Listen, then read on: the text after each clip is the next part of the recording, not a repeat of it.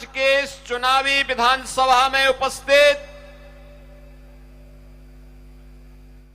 Bharatiya Janata party के सभी हमारे कार्यकर्ता और उपस्थित बहन और भाइयों, ये मेरा सौभाग्य है कि मुझे आज उत्तर बिहार के, उत्तर बंगाल के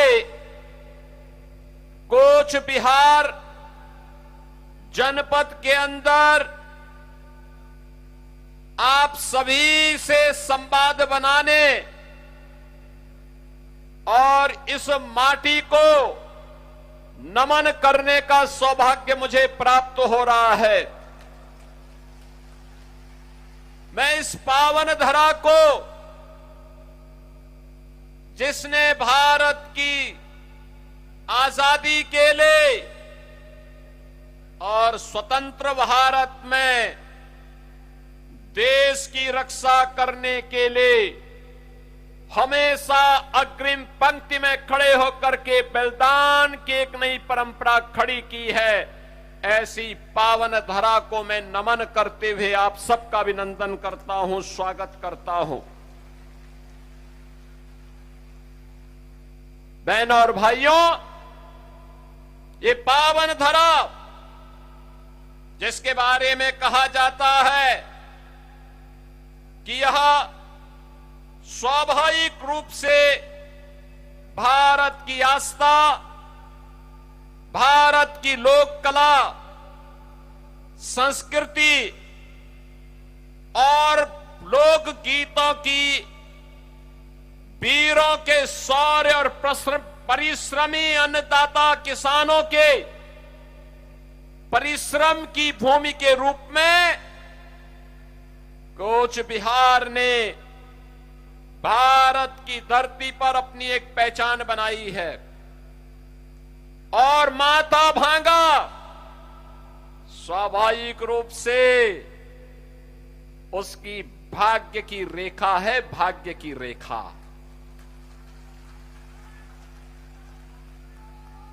यहां की अपनी विशिष्ट लोक कला, राजवंशी भाषा की मिठास,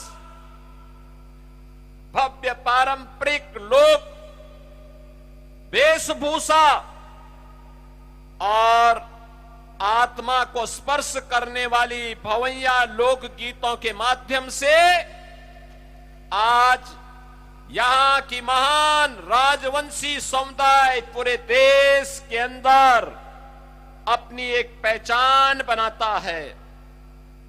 बहनों और भाइयों, ठाकुर पंचानन वर्मा, वीर चिलाराय, पद्मश्री गीता राय बर्मन, इन सब की पावन धरा, कौन ऐसा भारतीय होगा जो उसको नमन न करना चाहता होगा।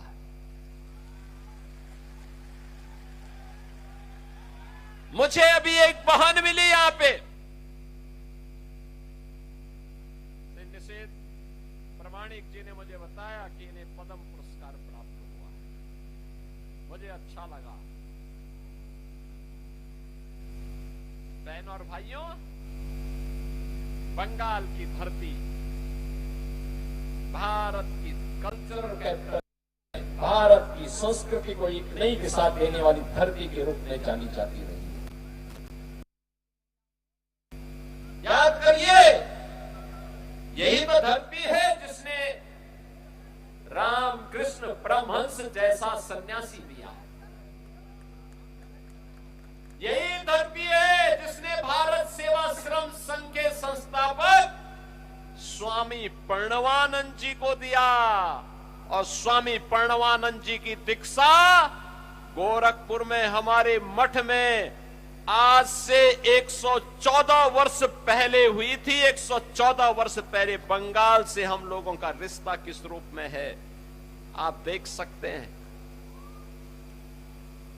ये धरती स्वामी विवेकानंद की धरती है।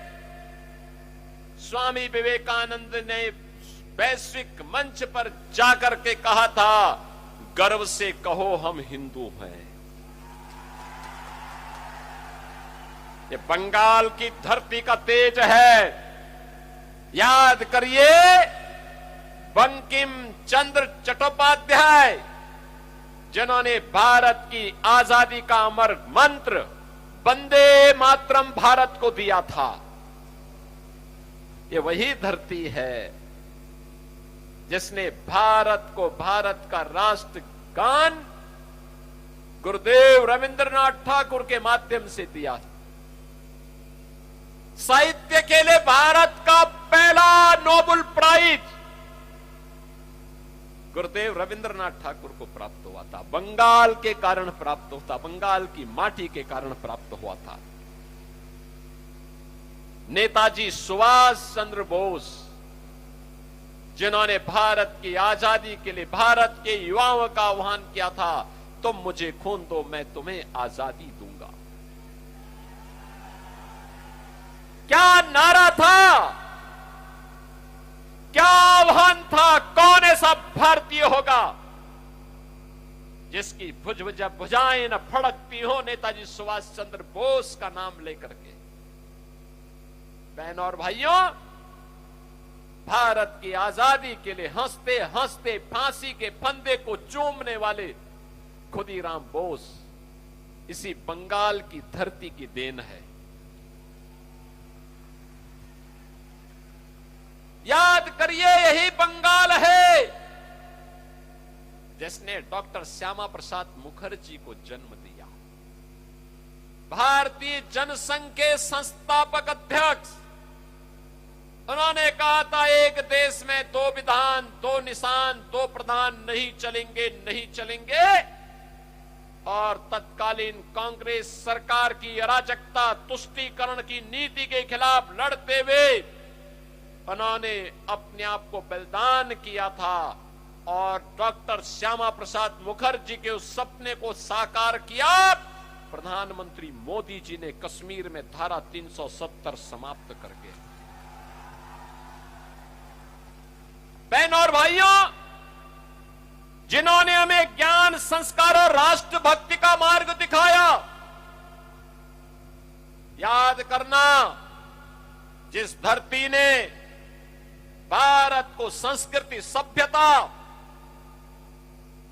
और भारत की आजादी के लिए एक गौरवशाली परंपरा दी, भारत को राष्ट्रगान और राष्ट्रगीत देने वाली ऐसी पावन धरा, याद करिए, यही बंगाल रही है, यही बंगाल है। बहनों और भाइयों, ये तो हुई संस्कृति की बात। बंगाल देश के अंदर स्वतंत्र भारत में भारत की अर्थव्यवस्था का ग्रोथ इंजन था, ग्रोथ इंजन। सबसे ज्यादा उद्योग थे, सबसे ज्यादा उद्योग भारत की इकोनॉमी में 1/3 भाग बंगाल का हुआ करता था। भारत की इकोनॉमी के साथ साथ रोजगार देने का माध्यम भी युवाओं के लिए, नौजवानों के लिए, महिलाओं के लिए बंगाल था। क्या हो गया? कल आपने संसद में देखा होगा, कल आपने संसद का वह दृश्य देखा होगा जब प्रधानमंत्री मोदी जी ने देश की बहनों और बेटियों के लिए लोकसभा और विधानसभा में 33% आरक्षण का विधेयक 2029 में लागू करने का संशोधन प्रस्तुत किया। कांग्रेस, वामपंथ और टीएमसी ने उसको पास नहीं होने दिया। बहनों और भाइयों, ये वही लोग हैं, याद करिए, ये लोग आधी आबादी को उसका हक नहीं देना चाहते, लेकिन घुसपैठियों की पैरोकारी करते हैं, घुसपैठियों की पैरोकारी करते हैं ये लोग।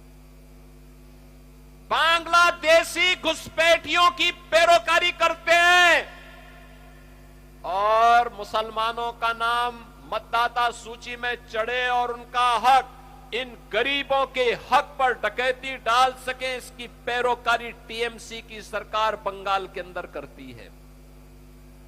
ये कब तक चलेगा? और यही तो कहने के लिए आए हैं,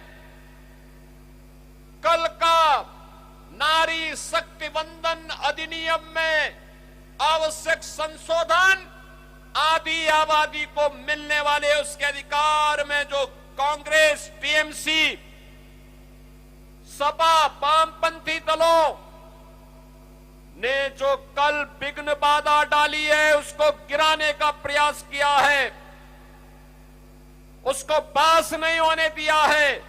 इन्होंने आधी आबादी का अपमान किया है, उनके हक पर डकैती डलवाने का काम किया है और देश की बहनें इसको स्वीकार नहीं कर सकती हैं, किसी भी स्थिति में स्वीकार नहीं कर सकती हैं। और यही कहने के लिए आज मैं आपके पास आया हूं। मां, माटी और मानुष की बात टीएमसी कहती थी। मां के साथ उनका व्यवहार कल देश की संसद में सबने देखा, पूरे देश, पूरी दुनिया ने देखा है। माटी बांग्लादेशी घुसपैठियों से पूरी तरह यहां के राजवंशियों की, यहां के नागरिकों के हक को छीन रही है और मानुष भयभीत है टीएमसी की गुंडागिर्दी से। नौजवान के सामने पहचान का संकट है। अन्नदाता किसान पूरी तरह पलायन करने के लिए मजबूर है, उसको उसकी उपज का दाम नहीं मिलता है। बंगाल में टीएमसी के 15 वर्ष के कार्यकाल में 7,000 से अधिक बड़े कारखाने बंद हुए हैं। 30 लाख नौजवान बेरोजगार हुए हैं। विकास के खारे तब पड़े हैं, मोदी जी के द्वारा जो पैसा भेजा जाता है वह पैसा यहां के गरीबों में नहीं दिया जाता है, यहां के ट्राइबल के बीच में नहीं दिया जाता है, यहां के अनुसूचित जाति, जनजाति के नागरिकों तक पहुंचने में नहीं पहुंचता है। ये पैसा टीएमसी के गुंडे खा जाते हैं या बांग्लादेशी घुसपैठिए खा करके, इनकी मदद से खा करके आपके हकों पर डकैती डालने का काम कर रहे हैं। और इसीलिए आज मैं आपसे कहने के लिए आया हूं, बहनों और भाइयों, बंगाल में कारखाने बंद हुए हैं, धान के उत्पादन में गिरावट आई है, मछली उत्पादन में लगातार गिरावट आ रही है। कारण है सरकार अच्छा दाम नहीं देती है, यहां की टीएमसी सरकार पैसा नहीं देती है। टीएमसी को तब पैसा देने की या नौजवानों को रोजगार देने के लिए फुर्सत होती तो वो सोचती, उसको तो मुस्लिम तुष्टीकरण से फुर्सत ही नहीं है। वो मुसलमानों के अलावा किसी के बारे में नहीं सोचती है।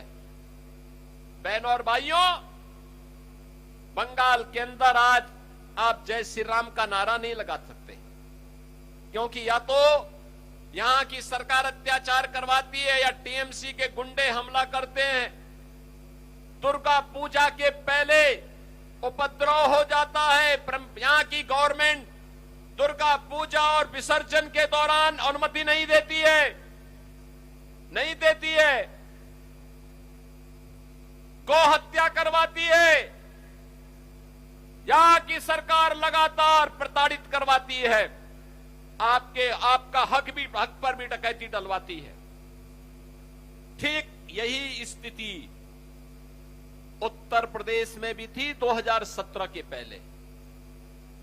यही स्थिति हुआ करती थी।